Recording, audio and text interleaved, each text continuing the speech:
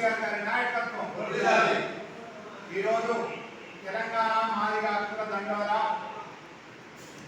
నా పేరు మొండికత్తి లింగన్న, రాష్ట్ర అధ్యక్షుడిగా తెలంగాణ మాదిగ హక్కుల దండోరా స్టీరింగ్ కమిటీ మొత్తం కూడా టీఆర్ఎస్ పార్టీకి సంపూర్ణంగా మద్దతు ఇవ్వడం జరుగుతూ ఉన్నది.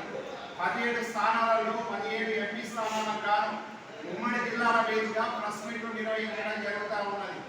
ఎందుకంటే తెలంగాణ ఏర్పడ్డ తర్వాత కేసీఆర్ గారు అనేక సంక్షేమ పథకాలు తీసుకొచ్చి దళితుల పట్ల అనేకమైన ప్రేమతో మరి దళిత పాలు తీసుకొచ్చేసి కొన్ని వందల కుటుంబాలలో వెలుగుని నింపినటువంటి కేసీఆర్ గారు మరి ఈరోజు ప్రభుత్వం లేకపోవడం దళితులకు తీరని నష్టంగా భావిస్తా ఉన్నాం. దళిత సంఘాలు మొత్తం కూడా ఈరోజు ఒక్కసారి ఆలోచించాలి. దళిత బహుజనులారా మరి అందరూ కూడా టీఆర్ఎస్ పార్టీకి మద్దతు ఇవ్వండి.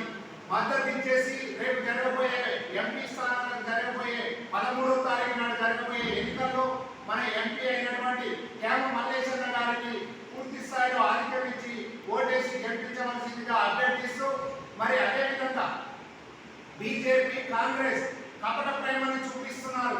ఈ రోజు కాంగ్రెస్ పార్టీ చూసినట్లయితే మరి 3 ఎంపీ స్థానాలలో ఎస్సీ రిజర్వ్డ్ ఉంటే మాదిగ ఉపకులాలకు ఒక్కటంటే ఒక్క సీటు కేటాయించలేదు.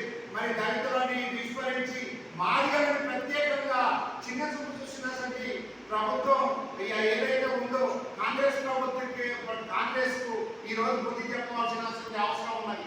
అదేవిధంగా బీజేపీ పార్టీ కూడా కపట ప్రేమని చూపించుకుంటూ ఎస్సీ వర్గీకరణ చేస్తామని చెప్పేసి 100 రోజులలో చేస్తామని 10 సంవత్సరాలు గడిచినా కానీ ఎస్సీ వర్గీకరణ చేయకపోగా మళ్ళీ కూడా ఎస్సీ వర్గీకరణ చేస్తామని ఈ రోజు కొత్తగా మేము కమిటీ చేశాం. ఇంతకుముందే ఉషా మీద కమిషన్ ఇచ్చింది. ఏ రాష్ట్రాలకు ఆ రాష్ట్రాలు మరి ఎస్సీ వర్గీకరణ చేసుకునే విధంగా రాష్ట్రాలకు అధికారాలు ఇవ్వండి. ఉషా మీద కమిషన్ ఇచ్చిన ఆదేశాలు బేఖతరు చేస్తూ మరి వ్యాప్యం చేస్తూ మరి చెయ్యాలనుకుంటే చేయొచ్చు బీజేపీ ప్రభుత్వం. కానీ చేయకుండా వ్యాప్యం చేసి మళ్ళా మాదిగా ఉపకులాల ఓట్లు దండుకునే విధంగా బీజేపీ పార్టీ మళ్ళీ ఒక కపట ప్రేమతోటి వస్తుంది. దళిత బహుజనులారా ఆలోచించండి. ఈ 2 పార్టీలకు కనుక ఓటు వేస్తే మనం ఈరోజు మన భవిష్యత్తుని కానీ మన వ్యక్తిత్వాన్ని కానీ కోల్పోయిన వాళ్ళం. అటు కాంగ్రెస్ పార్టీ మోసం చేసింది, ఇటు మన బీజేపీ పార్టీ మోసం చేసింది. మన దళితుల పట్ల పోరాటం చేసేది ఒక జెండా ఏదైతే ఉందో కేసీఆర్ గారి జెండా, అది బీఆర్ఎస్ జెండా. కాబట్టి కాంగ్రెస్ పార్టీ ఎన్నో హామీలు ఇచ్చి అమలు కాని హామీలు ఇచ్చి మరి ఈరోజు మొత్తం వల్ల రాష్ట్రాన్ని ఏదే పరిస్థితి వచ్చింది. ఆయన చేసింది ఏం లేదు. ఒకటి ఏదో బస్సు ఫ్రీ అని పెట్టిరు. దానివల్ల ఏం ప్రయోజనం జరుగుతుందో నాకు తెలియదు. కానీ ఆగమయ్యే కుటుంబాలే ఎక్కువగా ఉన్నాయి దానివల్ల. అదేవిధంగా ఈరోజు చూసినట్టయితే మరి చిన్న పిల్లలకు కాలేజీ పిల్లలకు స్కూటీలు ఇస్తామని చెప్పేసి మభ్యపెట్టి ఓట్లు వేయించుకున్నారు. అదేవిధంగా వృద్ధులకు వృద్ధాప్య పెన్షన్, తాతకు పెన్షన్, తల్లికి పెన్షన్, అదేవిధంగా ఇంట్లో 2 పెన్షన్లు ఇస్తాం, 4,000 రూపాయల పెన్షన్ ఇస్తామని చెప్పేసి మోసం చేసి ఓట్లు వేసుకున్న ప్రభుత్వం కాంగ్రెస్ ప్రభుత్వం. ఇంతవరకు 4,000 రూపాయలు ఇవ్వలేదు. 4 నెలలు గడుస్తూ ఉంది.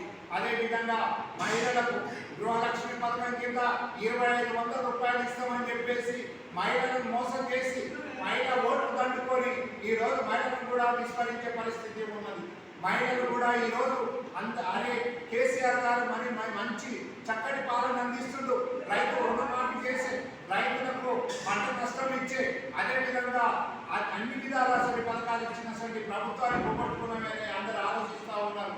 కాబట్టి అందరూ కూడా మాదిగా ఉపకులాలు ఆలోచించి మరి ఈ రాబోయే ఎలక్షన్ ఈ ఎంపీ స్థానానికి మరి కేమ మల్లేశ్వర కారు గుర్తుకు ఓటేసి కేసీఆర్ గారి నాయకత్వాన్ని బలపరిచి భువనగిరి గడ్డ, ఇది విప్లవాల గడ్డ.